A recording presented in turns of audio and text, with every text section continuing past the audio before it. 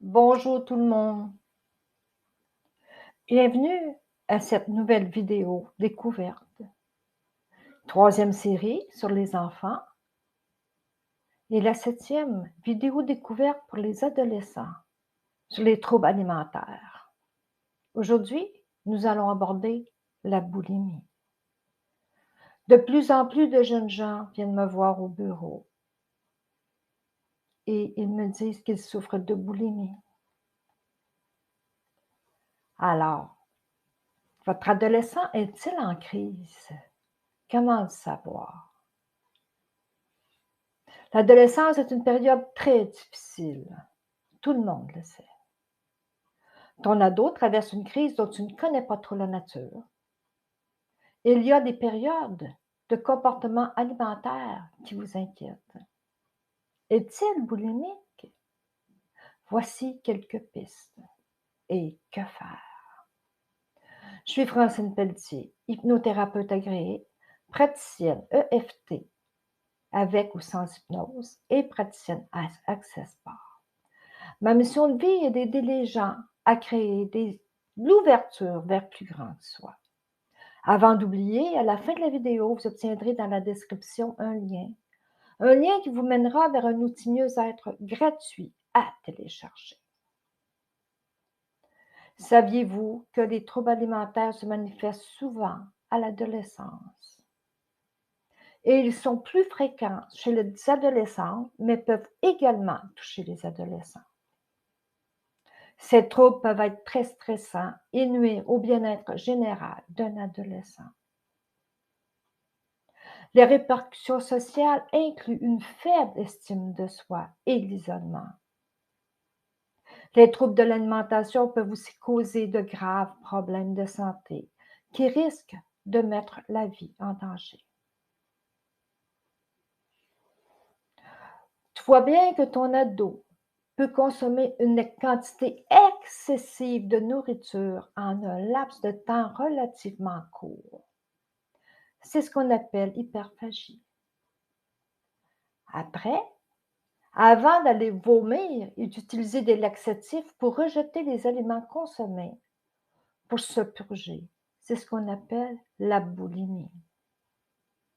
Et après une crise, il ou elle pourrait jeûner ou faire de l'exercice jusqu'à l'excès pour éviter de prendre du poids. Ton ado peut aussi prendre des médicaments qui éliminent l'eau, des laxatifs ou des coupes-faim pour maîtriser leur poids. Plusieurs facteurs peuvent causer cela, tels que c'est bien connu que cette période de l'adolescence en est une de changement, de transition. Certains adolescents peuvent réagir aux changements qui s'opèrent dans leur corps au moment de la puberté. La société et les images véhiculées dans les médias exercent aussi une pression considérable sur les gens pour les inciter à rester minces. Cette pression peut également contribuer aux troubles de l'alimentation. A-t-il une faible estime de soi? Est-ce qu'il s'aime? Subit-il ou fait-il subir de l'intimidation? Il sera triste dans un cas ou dans l'autre. Voici les principaux signes ou symptômes de la boulimie. Dérober de la nourriture. Dissimuler les contenants de nourriture vides. Sauter des repas ou consommer de plus petites portions de nourriture seulement. Éviter de manger en compagnie d'autres personnes. Aller vomir après avoir mangé. Prendre des laxatifs, des médicaments qui éliminent l'eau. Jeûner, se priver de nourriture pendant un certain temps. Faire de l'exercice à l'excès. Maintenant, quels sont les risques causés par la boulimie? La prise de poids, les troubles gastriques, troubles cardiaques, troubles rénaux, troubles dentaires, et même le décès dans les plus graves. Alors, quoi faire? Après mes consultations avec les ados avec un trouble alimentaire, j'ai fait des recherches et je vous partage un peu de ce que j'ai trouvé. Voici quelques conseils pour aider votre enfant à adopter une attitude saine à l'égard de la nourriture et de l'exercice. En passant, saviez-vous que l'hypnose peut être utilisée à partir de 5 ans? C'est un excellent outil pour déprogrammer le cerveau et le subconscient, son meilleur allié, pour pouvoir se relaxer, se reposer et surtout améliorer l'estime de soi. L'EFT, le tapping, technique de libération émotionnelle, peut aussi être enseigné à votre ado afin de dissoudre des émotions négatives reliées à ces problèmes. Vous verrez, je mets un lien d'une vidéo que j'ai produit, une vidéo pour un enfant, pour un ado qui montre le circuit qu'on peut faire. Ensuite, donnez l'exemple en conservant vous-même de saines habitudes à l'égard de la nourriture et de l'exercice. Montrez à votre enfant que vous acceptez votre propre corps. Ne vous plaignez pas de votre poids et ne dites pas que vous avez engraissé ou maigri. Enseignez à votre enfant que les images des médias ne correspondent pas à la réalité. Les médias ne montrent que des gens parfaits, des mannequins tous plus minces les uns que les autres, alors que dans la vie courante, il y a des gens de toute taille, de toute conformation. Mais je dois avouer qu'il y a de l'amélioration maintenant à la télé ou ailleurs. Évitez de faire des commentaires sur le poids ou l'apparence physique de votre enfant. Assurez-vous que votre garde-manger et votre réfrigérateur offrent un choix varié d'aliments sains à la maison. Parlez des bienfaits de l'activité physique pour rester en bonne santé et conserver ses forces, non pour perdre du poids. Aidez votre enfant à améliorer l'opinion qu'il a de lui-même et encouragez-le à acquérir un plus grand respect de soi. Félicitez-le de ses efforts, sollicitez son opinion et poussez-le à cultiver ses talents et ses centres d'intérêt. L'écouter, aller à la recherche de son vécu, être disponible. L'aider à identifier, exprimer, comprendre ses émotions, plutôt que de focusser sur son image. S'interroger si ton ado a besoin d'aide pour faire le lien entre son ressenti émotionnel et corporel et donner un sens à ses émotions. L'encourager à développer une pensée critique et subjective, sans jugement. Vous avez des questions, des suggestions de sujets? Écrivez-les-moi dans les commentaires. Alors, en résumé, mon ado est-il en crise de boulimie? Comment le savoir?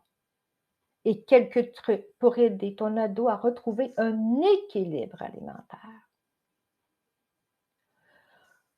L'adolescence est une période difficile, tout le monde le sait. Ton ado traverse une crise dont tu ne connais pas trop la nature. Il y a des périodes de comportement alimentaire qui t'inquiètent.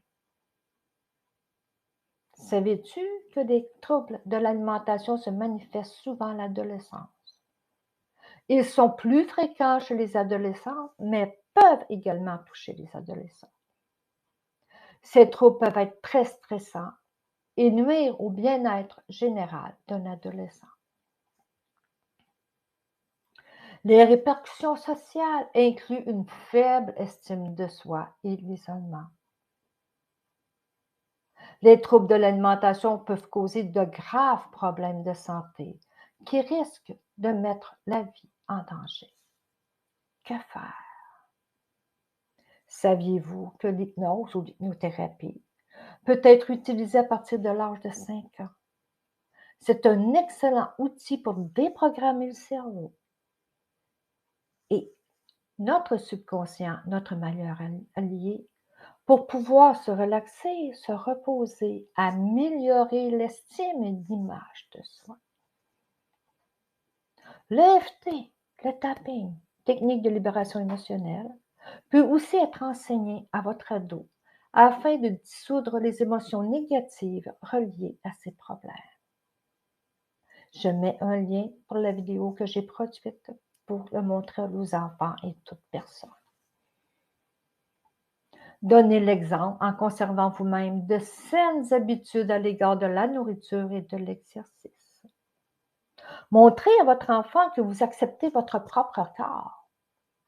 Ne vous plaignez pas de votre poids, ne dites pas que vous avez engraissé ou maigri.